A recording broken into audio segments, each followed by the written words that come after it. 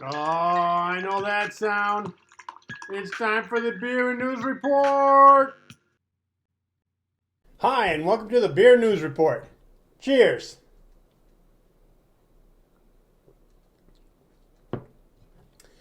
There's a mantra going around that I hear from people all the time. I'm tired of staying in the house.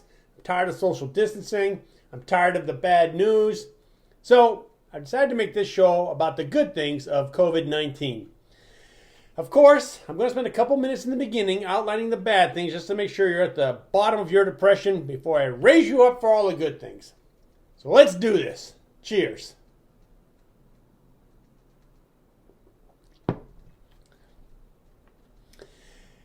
Now, the reason you're getting all this bad news is because it sells. Obviously, I want to maintain my 50 viewers and not grow, so my show will be on the good news. But if you want viewers, you want to do a show on bad news or sex, and they'll come in droves. With that in mind, what's the first thing any news show opens with? The current death toll from COVID-19. The coronavirus has spread to countries across the world, but officials believe that it all started in Wuhan, China. The number of people killed worldwide in the coronavirus pandemic has now passed 250,000. And fresh data shows that the UK has now become Europe's latest epicenter. The number of coronavirus cases around the world is approaching 1 million. The United States is worst hit with more than 200,000 infections, and the death toll has risen by a record 884 in the last day alone. We want to begin right now with the latest headlines. The number of cases in the U.S. jumped again overnight to at least 102,000, with 1,600 deaths now. The U.S. now has more reported cases than any other country in the world. Nearly 45,000 of those cases are in New York State. It was first in China, then in Italy, then Spain, then New York City. Now it's just a constant rehash of death. And what helps to increase the death toll? Hospitals being overwhelmed with patients. Hospitals are under siege. All the patients in this room, all the feet that you see, they all have COVID. This is the front line in Italy's battle against the coronavirus. A battle doctors say they're losing. So then, the government had a forced shutdown of companies. What bad news could come of that? Unbelievable unemployment numbers. Breaking news for our viewers in the West. A stunning report just out. It shows a record-shattering 6.6 million Americans filed for unemployment benefits last week. That is double last week's record report. The coronavirus pandemic has now taken the U.S. economy back to some of its darkest days in memory. New unemployment data put the situation in stark relief today. And just to drive the point home, here's a graph of the unemployment numbers from the U.S. Department of Labor. As you can see, this is one of the fastest rises in unemployment ever. Now, what happens when all your workers become unemployed? Companies announce bankruptcies or closures. Some familiar retail names have filed for bankruptcy as the coronavirus pandemic decimated the industry. So far, we've seen J.Crew and Neiman Marcus already file for Chapter 11 protection. Many other consumer names are on the brink, including JCPenney and Stage Stores, both of which could reportedly file soon. And then there's Hertz recently receiving a debt restructuring extension.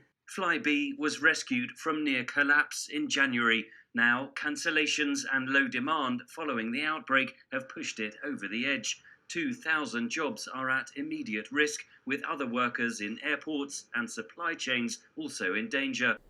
Are you fully depressed now? Have you had enough bad news? Okay, let's have a drink and see what good has happened. Images show a dramatic decline in greenhouse gas emissions thanks to the drop-off in human activity. Dramatic new satellite pictures from NASA that dial back doom and gloom predictions about our air quality. This progression map shows by at least one measure, the air in the United States has improved. Now, to all my friends and family in Vermont, you probably haven't noticed any changes in your air quality, but here in San Jose, it's quite noticeable. When you can clearly see the mountains, that's some good air breathing. Cheers to clean air.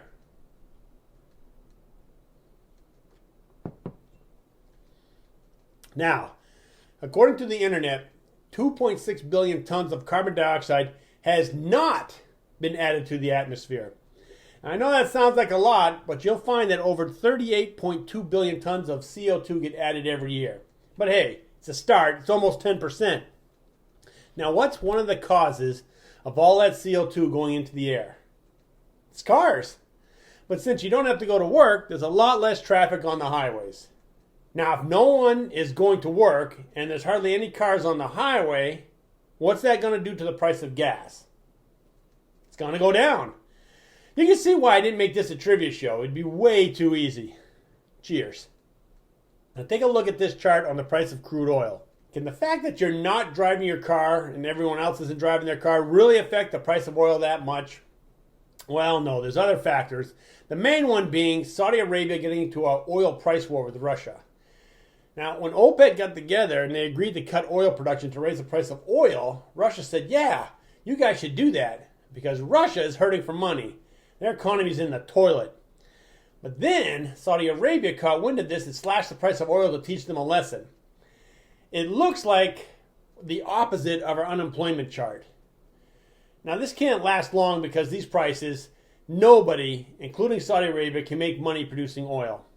It's already going back up, but it was fun there for a while. Okay, we're halfway through the good news. Where am I with my beer? Yeah, I'm about halfway. So let's have a drink and go with the second half. Now, excuse me. Now, the unemployment numbers, they aren't as bad as they could be because some people have the ability to work from home. In fact, there's been an explosion of people using internet conferencing apps to hold meetings from home, such as Zoom video conferencing, Google Hangouts, Microsoft Teams, Cisco WebEx, Skype, and Jitsi. These products are working so well that people have decided that they won't go back to the office even when the shelter-at-home policy is lifted. At least that's what my working friends are telling me. We'll see if they actually can pull it off. I mean, people were already working from home, but not the majority. And now that everyone has a taste of what working from home can be like, some like it better. And I feel that when this is over, that more people will be working from home than before when this started. Hey, I have to film my shows at home because the studio is closed. But I'm starting to think that this is the way to go. I just need to bring one of their cameras home to get better video quality. Here's to working at home.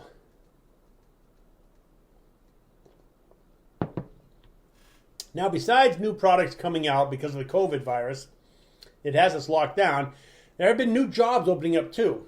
Check out this ad one of my friends sent me.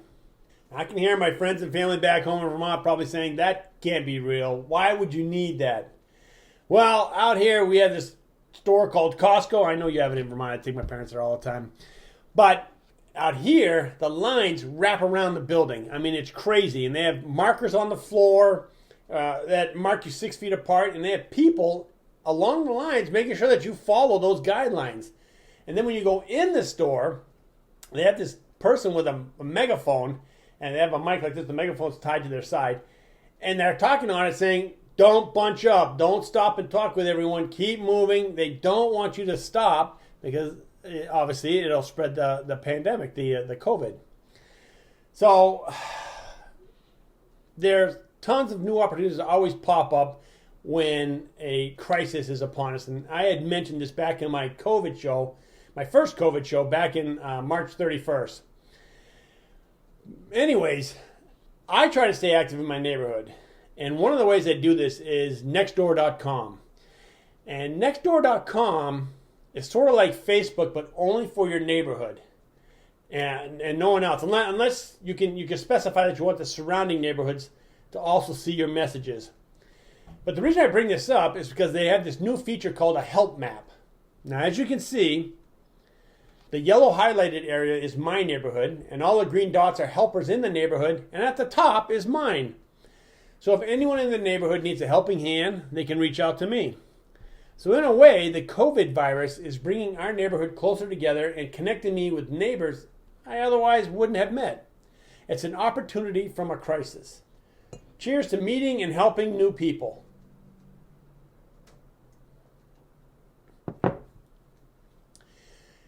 And I want to end on a strong note, and for me, that's crime.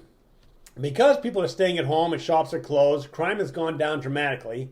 And I'm referencing this just from the San Jose numbers because that's the only representation I have. I contacted the San Jose police department, and they gave me this chart of the crime numbers happening in San Jose. As you can see from this chart, San Jose crime has been down about 25%. Now, there have been increases such as school robberies, but that's a crime of opportunity. Everyone knows schools are closed, and thus it's an easy target. I mean, police can't watch all the schools all the time. All the criminals have to do is wait, look around, and then go in. Then there's domestic violence. Now, this had to go up as people aren't used to being around each other all the time, every day. You're probably home right now thinking, if my husband leaves that toilet seat up one more time, I'm going to beat him with his own laptop. Now, I'm not saying it's right. I'm saying I understand. And yes, I understand that domestic rape and domestic child abuse have gone up, and neither of those are laughing matters. But some of that has to be out of frustration. I mean, I've been to a birthday party for my friend's kid, and they all get hopped up on cake and ice cream and soda to the point where you're saying to yourself, if that kid doesn't stop running around the table, I'm going to clothesline him. Kids just have this awesome ability to push adult buttons. And don't get me started with teenagers. I just feed them alcohol until they get sick and run to the bathroom puking, so then I can have an intelligent conversation with the other adults. Right? You've been there too. Cheers. Well, shit, I'm almost at the end of my beer, so that means this show's over. I hope you enjoyed it. As usual, like it and subscribe. Always nice to get comments and emails from you if you have time. Until then, keep your interest hot and your beer cold. Cheers.